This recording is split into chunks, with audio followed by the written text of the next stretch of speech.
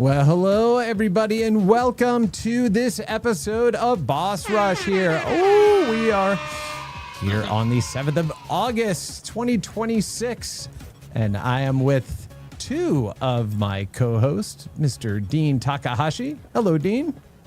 Hello. And Mr. Mark Delora. Hello. Hi from Black Hat and DEF CON in Las Vegas. Oh, yeah, exactly. You have to tell us about all of that. But before we jump in, let's go ahead and say we're sorry that Susan can't be with us today, but we're happy because she's on vacation. So, again, well-deserved vacation, and we hope to have her back here next week on Boss Rush. And, yeah, we'll go ahead and jump into it because I know we only have Mark for a little bit of time today. So if you are going ahead and tuning in and checking us out, go ahead and please share this link back out to your friends, to your networks, to all of the things. And let's get more people in talking about games and ease you into the weekend with some great game news and hilarity. So, yeah. Mark, you said you were at DEF CON? Sure. I am mostly at GamesBeat, and then DEF CON I think is ongoing. I picked up a badge last night and talked to the DEF CON guys a little bit, but then mostly gonna miss it. I've been gone for a week already and was like, I'm exhausted. Yeah, I'm sure. But I love talking to those guys. What a great community it is. Did you? I mean, so tell what was the coolest thing that you experienced there? Bless you, Dean. Well, the DEF CON badge. I should reach behind me and get the DEF CON badge. It's really a work of art. It's like all the LEDs and a processor and an OLED screen and hacker pins, so you can go and reflash the firmware. Oh, like pogo pins, the little spring-loaded ones? It doesn't have the springy ones. It has pop-up luminous. Uh-oh. Yeah, I should have grabbed it before I came on. It's impressive. I'm going to be spending a lot of time playing with that thing. But Black Hat was great. There's this show is huge in Las Vegas at Mandalay Bay. I didn't realize how big Black Hat was. It's the first time here, so think of it more as the White Hat Hacker Conference. Oh yeah. And it's thrown by Informa, which is the same company that throws GDC, and we're partner events now, so we're getting to know each other and work together more. One thing I want to call out, just because I was watching it this morning, and it was kind of blowing my mind. Do you remember a couple of weeks ago when OpenAI announced that it had the Hugging Face attack? Yeah. Yes. The Rogue AI. Yeah. The Rogue AI. So they did an hour-long talk at Black Hat on it. I just noticed this morning that they posted it already, and I missed it originally, and I've watched half of it so far. It is a little bit mind-blowing.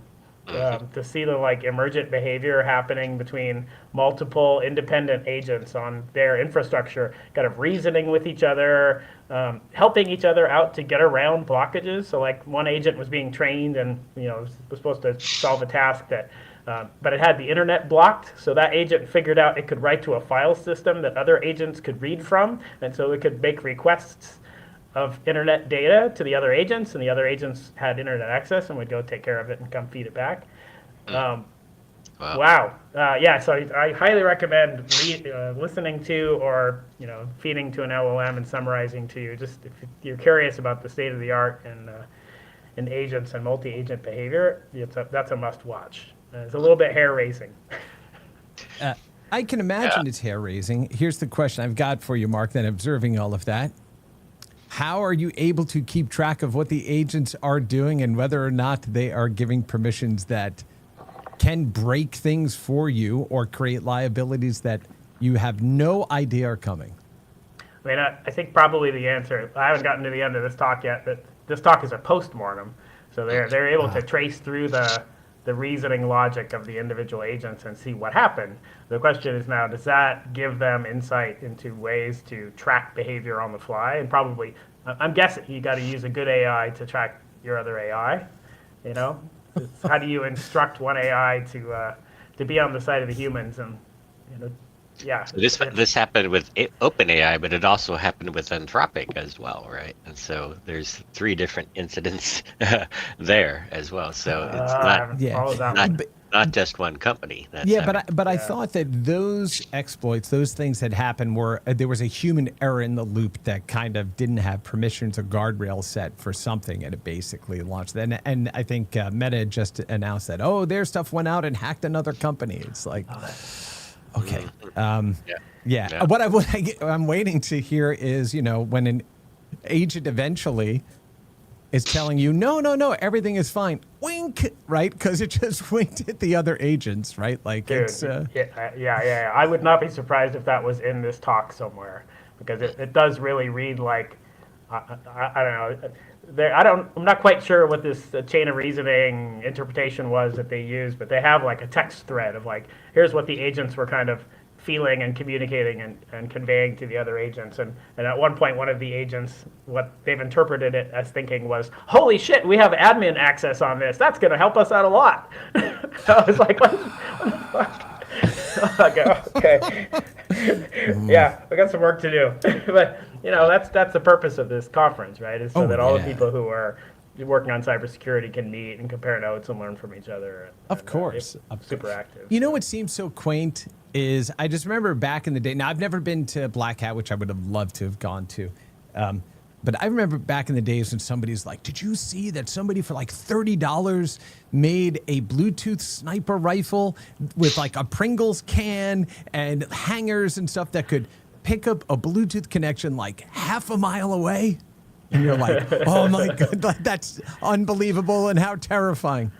And now I went. it's quaint. Yeah, Love it. I went to Black Hat and DEF CON many years back, a bunch of times as well, and I just remember a lot of those very interesting talks about like a guy who was hacking a pacemaker, right? And then somebody else was hacking an ATM on stage, right? Yeah. Yep. There was apparently a guy hacking the faucet taps in the men's room, which I found out afterward. I did see a guy like hanging out in the men's room on his phone, like for a long time, and then somebody told me later, "Oh yeah, did you hear somebody hacked it?" I was like, "Oh, must have been that guy." Oh my goodness, yeah, pacemakers. That's a bad. I remember for my 7th grade science fair project, I built a short range television jamming integrated circuit that could basically scramble signals on the I think it's the VHF band, and which is illegal, right? Because it's an FCC violation. But back then, it's like, I can make this chip do this thing. I'm going to submit that. And so, of course, I got the call for, my mom got the call from the science teacher going, what? We don't know what to do with your son. He's obviously very intelligent, but he should stop this. He should probably stop doing that. So anyway, well, good. Well, Mark, I know we only have you for a little bit of time here, so I wanted to make sure we got into game news, and man, was there a lot of it. By the way, there is one news I should interject here. Yes. That today is the GDC session submission deadline. Yes. It is. Thank you for saying. Yes, exactly. Yeah, and it is remarkable the extent to which game developers put everything off to the last minute. So I feel like they're my people, which I thought before, but watching the numbers go up from literally like 200 submissions like 2 days ago to this morning it's at like 900 or something like that. It's been open for a month. It just makes me laugh. I'm like, yeah, that's me. I do that every year too. So yeah, thank you for that reminder too. And yeah, Mark, like I tell my colleagues, and we've worked together for a long time, is I will deliver. And when I deliver, you will get A+ work every time. It may be 10 minutes before you need it, but you will have it. Sometimes that's what produces the best work, or at least that's what I tell myself. Exactly. Yeah, it's possible you'll see one more arrive. Awesome. Somebody you know too. Yes. Yes. There may be an additional one sneaking into, Mark. So. Perfect. All right. We better get off this call then, so you guys can work on that. No. I will not have time to work on that because another quick announcement. So I am going to be debuting on a new live stream this afternoon, which is now will be a bi-weekly news show from AWS called The Cloud Report. So I am one of the 2 permanent co-hosts of AWS's new news channel that will be launching this afternoon. So Congratulations. yeah, thank you. So here we go. So every other Friday, it'll be 2 shows back to back, Boss Rush and then the Cloud Report. So Nice. yes, we're going to keep Boss Rush going. Busy. Heck yes, no doubt. So anyway, yeah, all right, all that good stuff. All right, big freaking, well, I assume there's big freaking news this week. Did you all hear anything good? Oh, we had some this morning from Take-Two. They announced their earnings, and the news is sort of the non-news that they have not delayed Grand Theft Auto 6 another time. so they are still launching the game. They're launching That's the good. game on November 19th. And in fact, on August 27th, there's going to be a deep dive reveal on Netflix that's going to air. Well, yeah. Really? Oh, I like Yeah, that. so this is, Dean is flipping through these news stories fast. So yes, Rockstar Games will air an extended preview of GTA 6 on Netflix, and that will be 6 hours before it goes to other media platforms, which, if there's any question as to just how big this game is going to be, I've never seen anything like this. Like the fact that we would have Netflix pay to have that exclusive, window for something like this is just absolutely extraordinary. And maybe snatched away from Jeff Keighley, too. Oh, yes. Because Jeff Keighley's show is, 25th, just a day before. Right? Yes. Or 2 days before, yeah. Yeah, absolutely crazy. Absolutely crazy. And fantastic for Rockstar. This game is just going to bring everything to a screeching halt. It just is. And I had an interview with Strauss Zelnick, the CEO of Take-Two, this morning too. And Oh, yeah, he was saying they're not doing a victory dance yet, but they have had exceptional pre-orders. And yeah.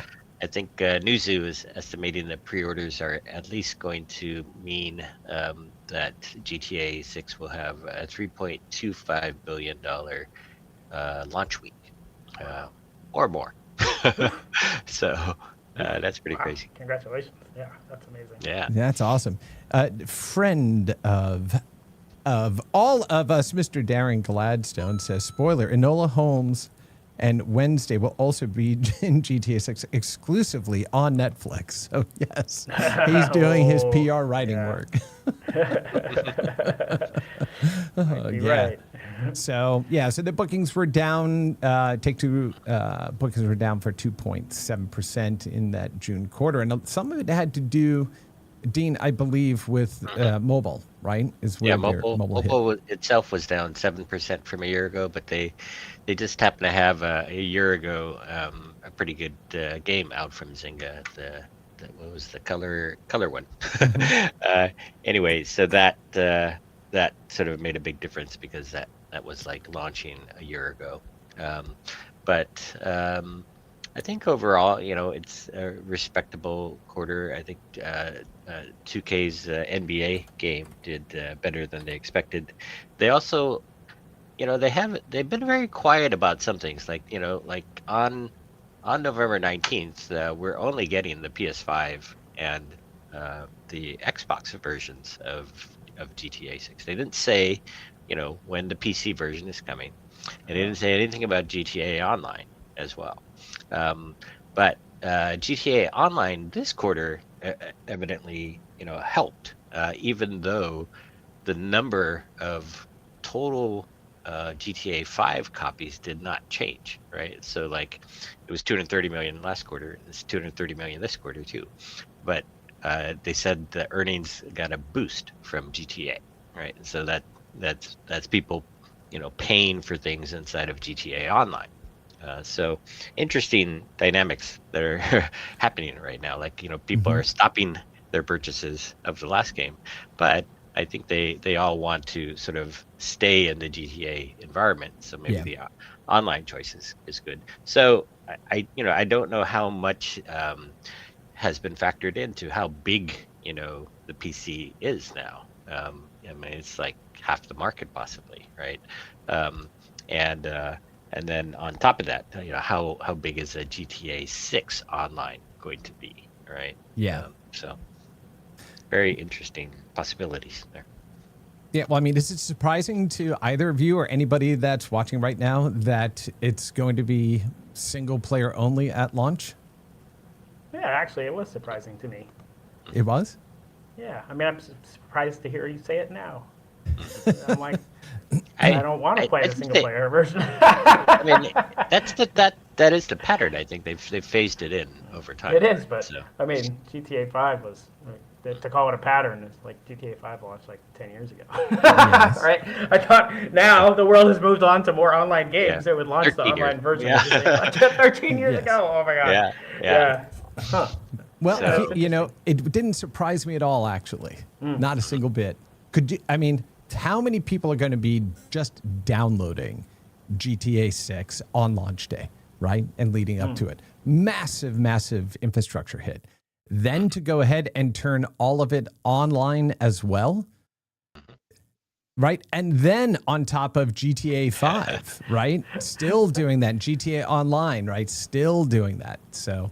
Dude, that's what AWS is good at, though. yes, I we was are. not worried about that at all. We are exceptional at that. You are. That's what we it's are. about. That's where all the- 100%. That's where all the data centers in space are going to kick in. Well, right? yeah, exactly. My Exactly. gosh. Somebody needs to go back In and take a physics space. class. But anyway, so I think that, hey, don't put, and then of course, the PC side's gonna be nothing but mods, right, straight out of the gate. So I think this was a smart way to say, let's go ahead and pace ourselves, right? Handle for that crater impact, right? Of everybody rushing into infrastructure and keeping all that stuff online and having to deal with, the mods and so they had to give themselves, I think, some breathing room. I have no inside information, but from the outside in, I'm like, that's not an unreasonable thing to do. And I don't think it's going to take too long before stuff comes online. Just people give some breathing room for the players and for Take-Two. So Interesting that Take-Two is also creating its own breathing room because, they have scheduled September 4th for the basketball games and NBA 2K NBA, but GTA 6 is the only other game they have scheduled this year. Everything else is TBD. It needs to be TBD. Even like a WWE game is not actually scheduled yet. So, they can push all that stuff off into next year, I think, right? So, the blast radius of GTA 6 is also hitting Take-Two's other titles, I think, right? Yeah, for sure. So, how about you, Mark? Any big game news that's the top of your mind you want to go ahead and bring up? Yeah, the two things I'm looking at are Robloxy things and Unity things, and I think that the Unity one is what I'm staring at right now. Record Q2 revenues up 38%. I'm like, wow, that's fantastic. I need to dive in. Yep, fantastic for Unity. Dean, can you give us a little more insight into the numbers? Well, we broke off a little piece of that in that they sold off the Supersonic division for $40 million to Triple Dot. So they are sort of circling in on one major advertising system, really, and I think they retired the Iron Source Ads network as well. And so this, I think, Unity Vector in the Unity Ads network is really driving a bunch of their revenue now. Create Solutions is about half of that. So the game engine itself and the revenues associated with that, they did go up, but Grow Solutions is more than twice as big, and so that's the advertising side of Unity. So Unity is an advertising company. Yep. Surprise. Is there an Unreal ad solution? Does Epic have an ad solution or no? I don't know if they operate one on their own. I'm not sure. Not aware of one. I'm not sure. And if we also think about the two markets, right? Unity is specific for mobile and Epic non-mobile, right? The ads are all being generated That's so through much mobile. crossover though now. I mean, that's true, but increasingly less true. over Is time. it? More and more Unreal on mobile, more and more Unity. Oh, no, I just meant for the ads, right? Ads are still, right, mobile predominantly. Although, companies are trying to figure that out now, aren't they? Everything's coming together. Time Yeah. to come to loop. I know. Xbox is experimenting with that now, right? So they're doing the ad-based cloud gaming service that they are going to be testing with the Xbox Insiders Group. So the Yeah. kind of like a beta test. That's a good idea. Yeah, I mean, yeah, I mean, they got to do. But I'll leave it at that. Yes, they are going to be doing it. You see how I just More backed myself experiments. right up. I'm not I the love it. I appropriate love the person to cloud answer service on that, Dean. Xbox. Allow me to put you in touch with the right person that can. That's all I do on my Xbox is cloud stream. Yeah. I never buy games. I do Game Pass and I stream stuff off Game Pass. Pixel stream. And it's awesome. I love it. But somebody's got to pay for it, right? So, yeah, Yep. there we go. There we go. Then speaking of increased revenues there, Nintendo profits Yeah. and revenues exceed targets through Switch 2 unit drop. Although Switch 2 unit drops 34% from a year ago. Yeah, Dean? How did that net out, Dean? There's So they've 34% growth. sold 23 million Switch 2s in their first year, 23.7 million, which is very good considering they had to deal with the price increases and the memory chip shortage, right? I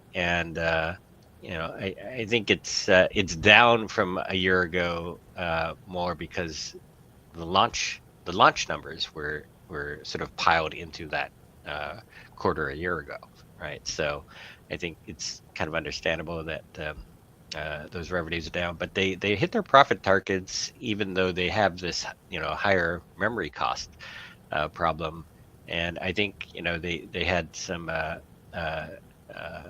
benefit from I guess a tariff rebate, I guess, Right. or refund, I guess, and that helped them, and they also had this. What's the very successful game? Tomodachi Life, Living the Dream. Oh, yeah. Sold almost Super. 8 million copies almost. Wow. Right. So that's pretty good. And then Not to mention their movie revenue as well, right? Generated more than $1 billion. yeah, they didn't really spell that out, so I don't know exactly how much is coming in just yet. There's the sort of royalty thing to be figured out, I guess. But and also Pokemon Pokopia also sold fairly well at 1.3 million copies too. So Nintendo's doing okay. I mean, I think they have a decent price console at like the $500 level, and I think they're getting some sort of boost in sales because they haven't yet put in the price increase that actually starts on September 1st, right? So $50 price increase starting around that time that takes it up to $500. So yeah, it's as good a quarter as you might have in these kind of like times of all kinds of upheaval of thinking like war, inflation, etc. Right? Yeah. Yeah, friend of all of ours and the world at large, Amir Sadvat says, I only bought 1 million of those. I need others to step up. So, yes, Amir, yes. Nice. Yeah, well, it's good. It's good to see, healthy growth coming back to some the bigger segments too, right? Not just the indie space. We've seen growth, continue to happen around the world. So. Now, speaking of growth and speaking of numbers, there was a big deal that closed this week. Oh yeah. Yeah. EA is now a private company. $55 billion deal closed 10 months after it was proposed. And, Yep. the Saudi Arabia Public Investment Fund is 94% owner of EA now, and then Silver Lake Partners is another owner, and Affinity Partners, Jared Kushner's private equity firm, is rounds it out, and then J.P. Morgan also, I think, loaned about $20 million or $20 billion for the transaction. So there's that's about all the sort of public disclosure of what the situation is. But Jason Schreier at Bloomberg also shared that he believes that the payments on the loan would be something like 1.8 billion a year. And so there's a benefit of leaving behind the costs of being a public company, right? But now they have they had lots of shareholders to answer to there, but now they have debt holders in the form of JP Morgan to answer to as well. Yep.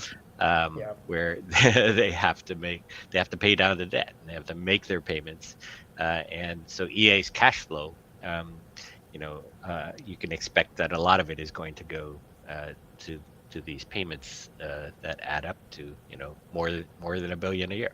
Yeah, I mean, look, a $55 billion purchase with carrying $20 billion in debt, right? I mean, that's closing on an $80 billion carry, right, for whoever comes in.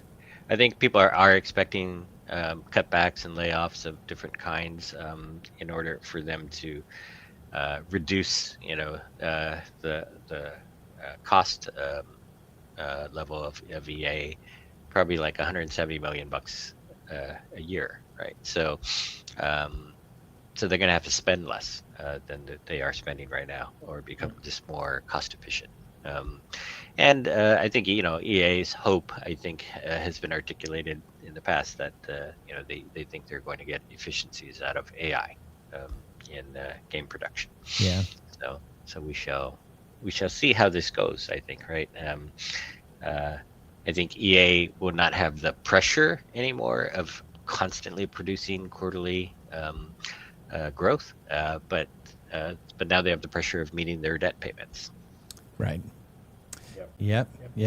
And then I thought that, and of course, best of luck to all of our friends at EA, some very, very long-time friends that are going through this next phase of their company's history, right? Just one of the foundational companies and brands in our industry. So it'll be interesting to see what comes next. And this leads right into another conversation you had, Dean, with EA co-founder Trip Hawkins, who urges EA to become more innovative again under new owners. It says that Dean is logging. Trip, by the way, always makes the point of he is the founder of EA, even though he had this other guy working with him on day one.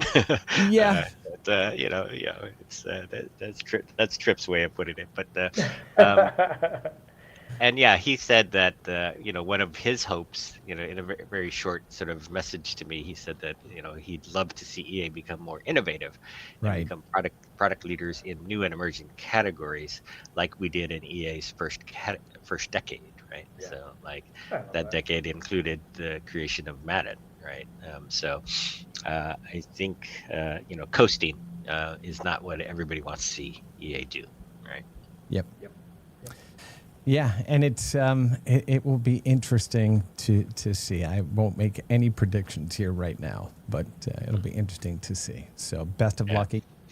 And I think Ben Gordon, the other fellow who was there on day one at EA, he also sent a message saying that he hopes it frees EA up to do their best work, and that creativity and risk taking are sometimes tough to do when you have quarterly check-ins with Wall Street.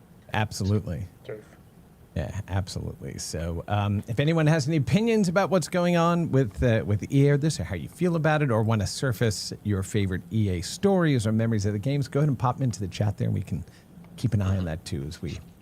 And this does make, by the way, it makes Take-Two into the largest U.S. publicly traded game company. Now their value in the market is $44.5 billion as of today. I think it's going up as we speak, right? That's crazy. they are more valuable now than Roblox, which actually has many, many times more players. You know, Roblox is valued at around $26 billion now. And when they went public some years ago, they went public at I think a $42 billion valuation. So Roblox is is up and down, and I think folks are getting concerned about whether their constant growth in user numbers is starting to hit a wall, I think. Yeah, and they just posted their earnings as well, right? So Roblox shares have fallen 70% following lower than expected monetization during Q2, right? So, and this, of course, comes from gamesindustry.biz. They declined 70% after second quarter results, showed monetization was 2% below company guidance, which impacted overall bookings. Share decline followed lower than expected average bookings per daily active user among the under 13 group due to a focus on long-term retention over short-term monetization. I have to say gamesindustry.biz does a better job of covering Roblox earnings because I'm usually sleeping when they come out. Today was an exception where Take-Two switched to their morning, so I had to get up around 3:45 a.m. And interviewed Strauss Zelnick at 7:20 a.m. Pacific time. So, but Dean, that's why you're expanding that team. So now Dean gets to go. Look, I'm going to be asleep. You all, right? Junior member of my team gonna get on the 3:45 call. No. And gentlemen, I have to run. I've got to go. Hey, grab Mark. a taxi and head to the airport. All right, buddy. Always a pleasure to see you guys on Friday. Yeah. Thanks yes. for the chat. Yeah, and thank you so much for spending time with us today, buddy. Have a safe trip back, and we'll see you next week. All right, bye. Good games. We'll see you later. Bye. All right. So all right. Now that Mark's gone, now we this can week? talk all about him. Yeah. What caught your eye this week for other news? Well, let's see. Speaking of profits, of course, you know where my heart is, Dean, right? In them old ass video games. Atari's core business returns to profit. But Consolidated Group posts $5.5 million net losses. Thunderful drags on results. They released a consolidated financial results for the full 25-26 fiscal year, reporting revenue growth of 66%. Year on year to 65 million. I think the profits loss thing is how you count it. Like on a non-GAAP basis. Yes. They're good. On a GAAP basis, they're kind of like Take-Two, where they lose. So it's just how you recognize the subscription revenue and other kinds of sort of dollars that come in the door. And when they count towards earnings and things like that. Yes, but I mean, let's paint this kind of correctly in that Atari, right, compared to some of those other publishers, still smaller, still growing, still reorganizing things, continue to build forward, right? Yeah. So what I love is... But also far better shape than they used to be, for sure. Right. That's the point, right? Is everyone's like, no, why are they putting money and stuff into this property that is meaningful to a subset of gamers, blah, blah. Well, no, it's actually turns to be a lot more meaningful than people gave it credit for. So it's great to see that Wade and the rest of the team there are making the right moves to go ahead and continue to return them to profitability and growth. And so I thought that was lovely to see. So that was a really good one for me.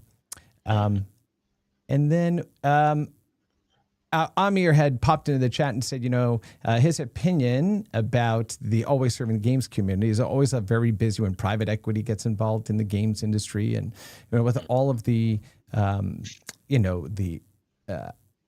the tumult that the industry has faced, right, for the past few years here, other groups continue to lean in to support them. I thought this was just a wonderful thing that's happening here. Let's refresh this. Itch.io with the Game Industry Hardship Fund.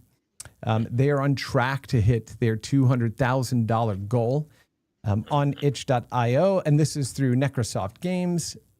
With content from 109 creators. For $10, you can get access to 127 games off of itch.io, with all of the money going to those that have been impacted by job loss and changes in the industry. So again, one of the lovely things about our community and about this industry too is people that are reaching out to help each other right through the most difficult time that we've seen in a while, and difficult times for a lot of people that have been, really impacted here.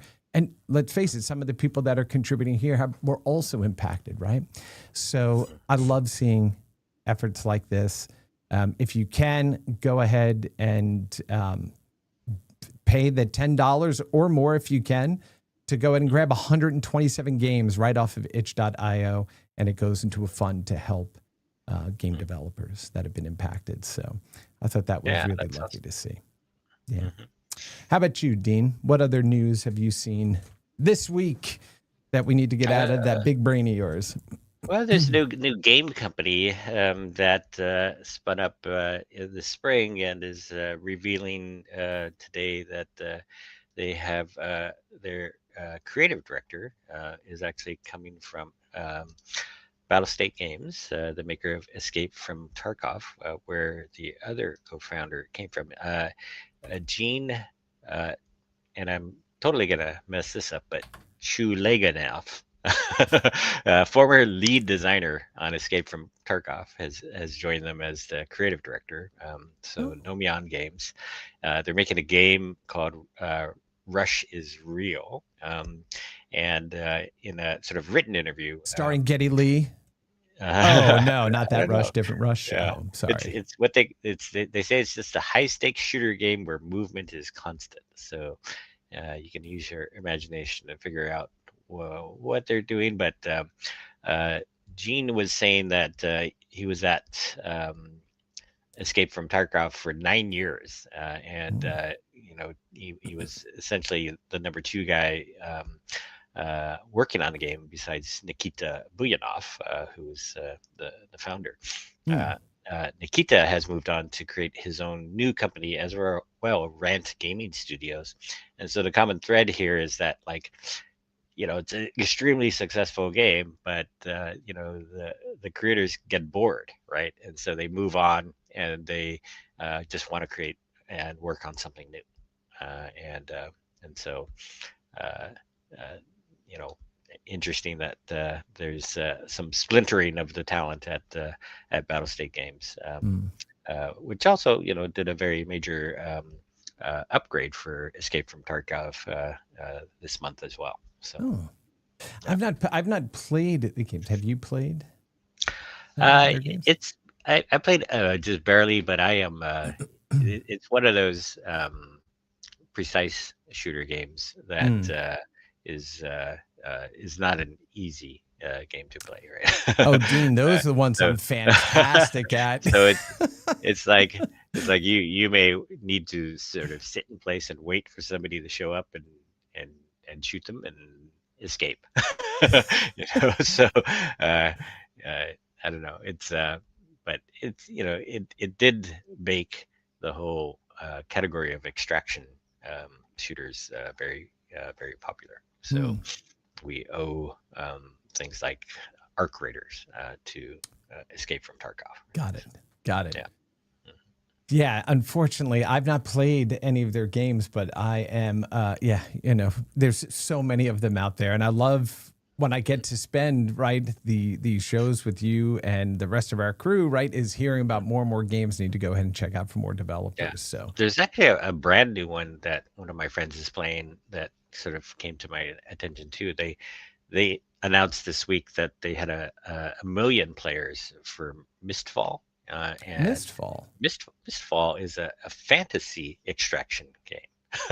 So they have like 6 different kinds of characters that you can play, and yeah, you have to go into the world, do stuff, survive, and get out, right? And so same kind of concept.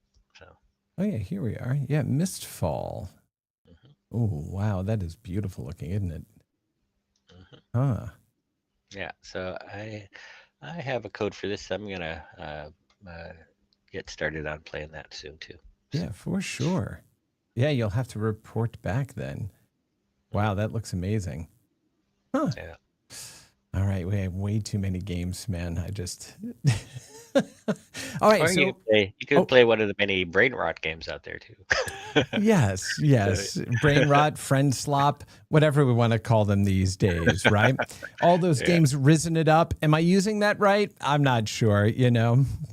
I don't know, but PUBG Mobile has launched one of those brain rot Royale games today as well. Oh, okay. What is that? You Yeah, said it's PUBG. yeah, PUBG Mobile. So Yeah, um, Brain Rot Royale brings some of the internet's wildest characters to PUBG Mobile's World of Wonder, and that's from IGN. mm, Best selling game, 100 players, Brain Rot Royale launch day drops players a brand new PUBG Mobile experience centering on a frantic race to build the biggest Brain Rot collection each match. Fan favorite Brain Rot pals are scattered across the map, rewarding those who can track them down and escort them safely back to base. Every successful collection upgrades weapons, unlocks even stronger Brain Rot, and gives access to even rarer Brain Rot characters. mm, Okay, yeah. I get Um, it. yeah. So I'm one of the people who's kind of sad that we are losing more transparency in the game industry the more these publicly traded companies get taken over and taken private, right? Yes.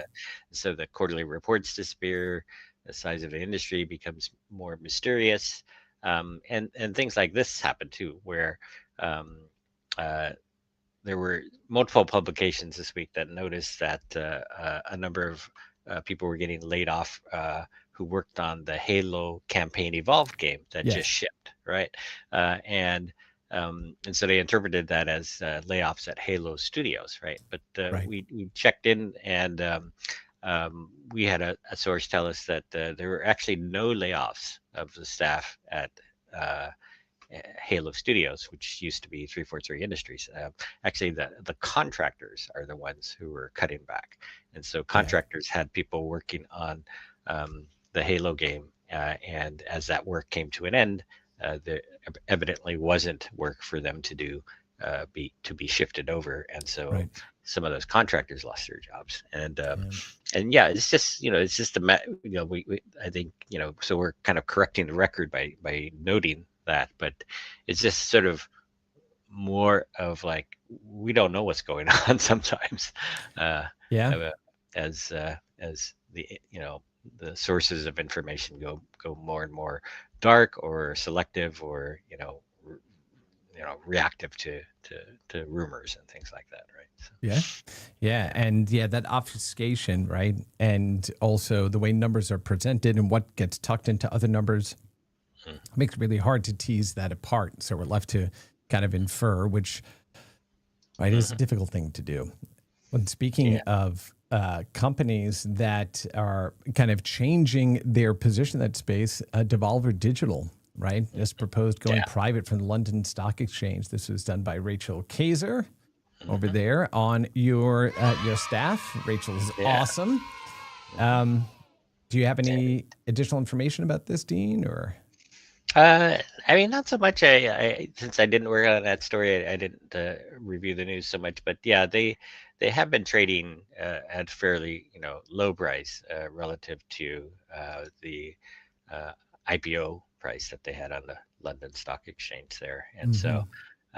I think they're finding that and getting investor enthusiasm for their kind of company, which has sort of very lumpy returns. Like when they ship something, they get a lot of revenue in, but if they don't, then it doesn't look as good on a regular basis. And so Right. they're opting then to take the company private, right? And so uh, it is interesting that like people involved with it, they did get to cash out after many years, right?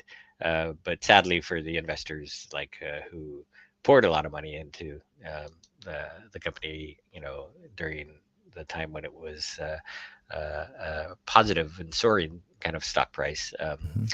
those people are not gonna uh, come out of this winners, right? Yeah. So I mean, they did state that it would offer up to $5 million return of capital to qualifying shareholders, and pending approval would leave the aim by September 16th. So there is a move, right, to go ahead and satisfy at least some of the earlier investors. But this is, kind of a common refrain we hear from companies that were public that went private, right? Is being private will allow the Devolver Digital team, especially finance, legal, and executive team, to singularly focus on long-term health of the company and less on satisfying the requirements of the public market, which have nothing to do with being a successful game publisher. And I can't argue that, right? I mean, yes, getting big industrial kind of capital coming in is what allows companies to build and grow and accelerate and create more things, but you're then not beholden to the market in which you are selling that into. You're also beholden to the investors that put that money in, and sometimes their needs and the cycle of content creation and building a base and the long-term health of that content don't necessarily align, right? And so we wish them absolutely the best. They do incredible work. Ton of fun playing their games over the years. So yeah. yeah. And I think the money is still coming into games and into the game industry. Yes. It's just kind of coming in different uh, uh, directions and cycles, I And think, different right? sizes So than we're used yeah, to. yeah. And so like there's some sign that Tencent is starting to pull back from investments in Western game companies. Mm-hmm. As an example, the company Lightspeed Studios that was making the Last Sentinel game, Yeah. essentially had the plug pulled on it, right? And it's still operational, but they laid off 80 people in Mm-hmm. the studio in Los Angeles, but also in China. And I think they were trying to see if they could pull off something like uh, a GTA like experience, a AAA game, but with something like hundreds of people, and um, trying to compete with something like the GTA, which maybe has something like 3,000 people working on it. And so um, uh, this didn't really turn out so well because they had really nothing great to show after 6 years of development. And Right. so, Tencent put the plug there, but Chinese money between NetEase and Tencent, was flooding into the Western game market for a Yep. while, and NetEase pulled back first, and now Tencent is slowing down. They indicated in one of our talks at GameSpeed Summit that they're very interested in um, user-generated content. So they're almost a half owner of Epic Games, the Fortnite folks, Yep. but they have growing interest in this area, and so it may be like a redirection of the money away from things like big AAA game startups, right, into other kinds of games. So Completely I agree. think the Saudis are putting in money now. Once upon a time, Scandinavian companies too, and so the investors, they do come from different territories, different directions. Private equity companies have put money recently into things like chess.com, right? So, Mm-hmm. so this is all good for the industry, but you also start to wonder, like, where's the next wave going to come from, right? Right. And sometimes it just comes from surprising directions. Like people who used to invest in Hollywood are going like, wow, it's hard to make money in this business now, and there's less and less for us to invest in. Yep. Maybe we should switch over into games. And you do see different kinds of companies that are doing that right now. The Koreans right now are also putting um, quite a bit of money back Mm-hmm. into the industry, into startups, like so in the form of Crafton and also Nexon, right? So and NCSoft, right? So those folks are still giving some of the lifeblood for the game industry, but Mm-hmm. but it's not going to be like the heyday of game startups anymore, I think. Okay, so counterpoint. I don't disagree with anything that you said, but it feels like this is actually going back to the heyday of startups, because we're going to see a whole lot more smaller startups with focused funding coming in that isn't beholden to, private equity or something like that. Now being able to go ahead and build and deploy games globally on a variety of different systems. And so this kind of goes back to, I think, a sentiment that those that have been around a long time in the space, and friends like Richard Brown and stuff, are like, how do we get back to sustainable game development and sustainable growth, right, for the smaller companies versus being beholden to a street number?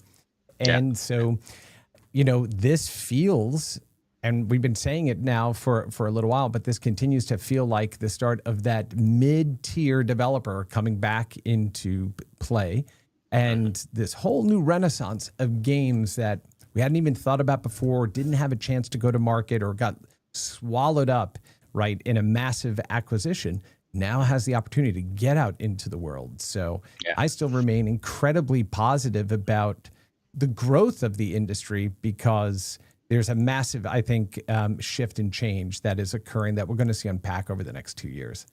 Yeah, and I wouldn't, argue with that. I do think that, the days when you had $50 million going into a game startup, because it had the ambition of being original IP AAA game maker, I think those days are disappearing, right? Yep.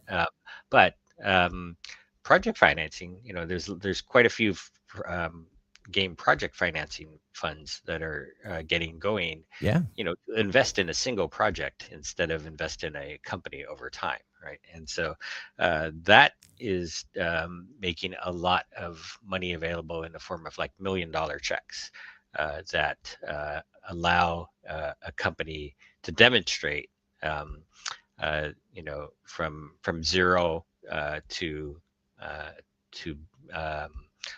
working prototype, really, I think. And so that is going to help a lot of those indie game companies that are, shooting for small teams with, outstanding impact, that the kind that we've seen with Mecha Chameleon, or Mecha Chameleon, however you pronounce that. That was made by two people in Japan. Yes. And it's crossed, what is it? It's crossed 15 million, right? Copies sold for $5 each, I think, right? And so it's a huge financial success, and I think if those project financing funds can make more of those things happen, then yeah, I think it's great, and it's a different expression of believing in the game industry.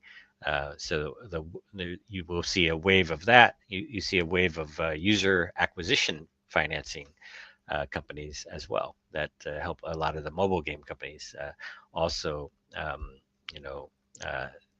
have a game go from sort of one level of acceptance to much more scaled up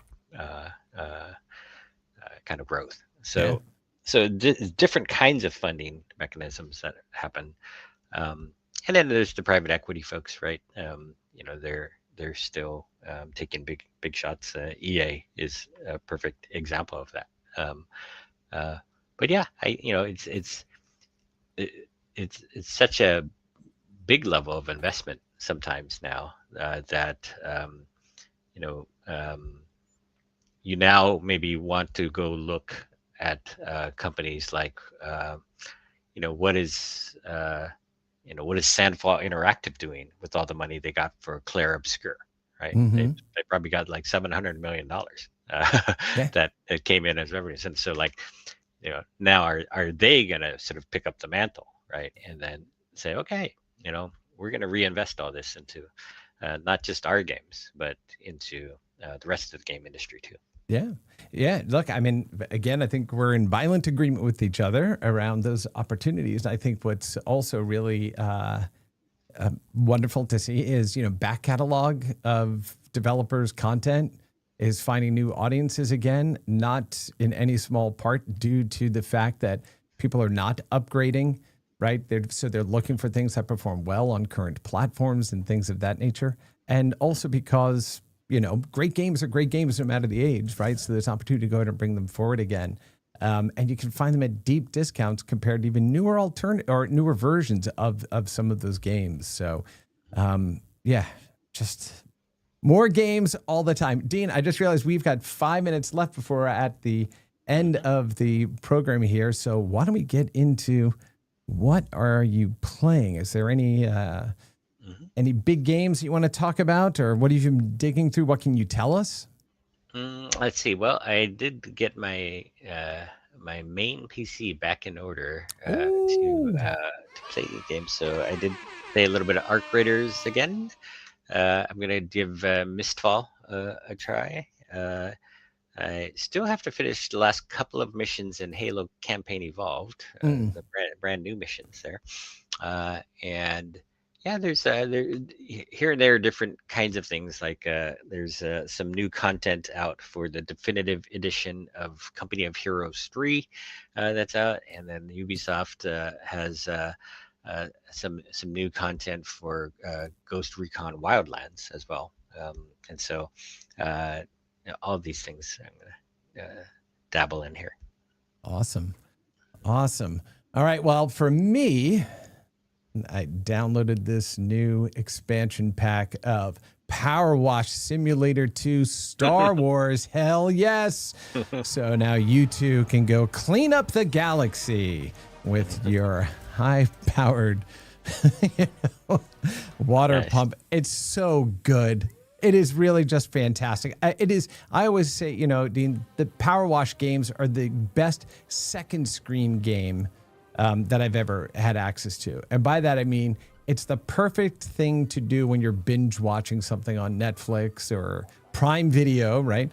Or something like that, because you just hear the little ding pop up when you've cleaned something. And you don't have to always keep your eye on it. And it is just, it hits all of that little, dopamine clicks in the back of my brain. And now that it's married with Star Wars and you've got audio clips and stuff that are playing throughout it, you're like, okay, yes. So that is super fantastic. So I've been digging into that. And then I've got this beautiful piece of kit that is showing up at our house today. This is the Atari Game Station Go.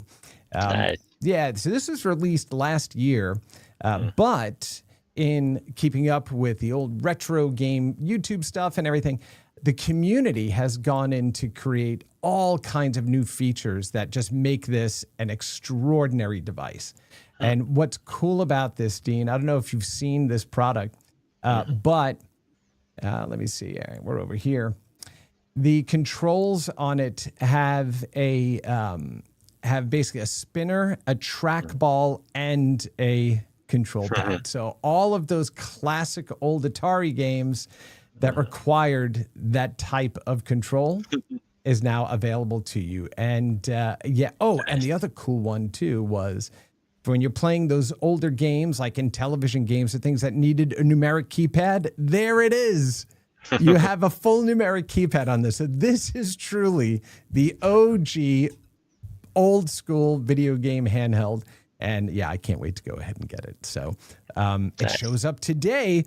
So we'll be jumping into, or I'll at least be jumping in to play a bunch of that this weekend. Nice. And I'll have to report back on that. Yeah, nice. I want to shout out one more thing that's coming on August 18th is Playable World's new Star Reach game early access. So yes, Raf Koster and Eric Goldberg's company, they have this new sort of sandbox sci-fi online game.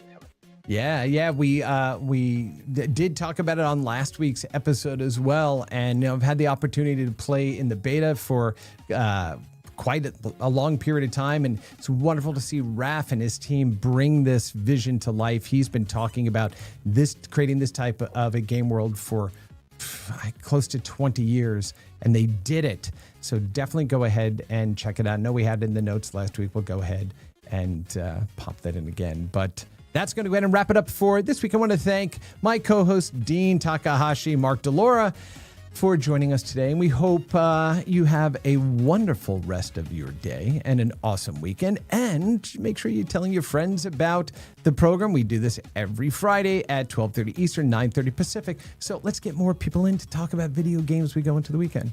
Well, that's going to go ahead and wrap it up. I'm going to get out of here. So, Dean, thanks again. And we'll see you all next week on Boss Rush. Bye.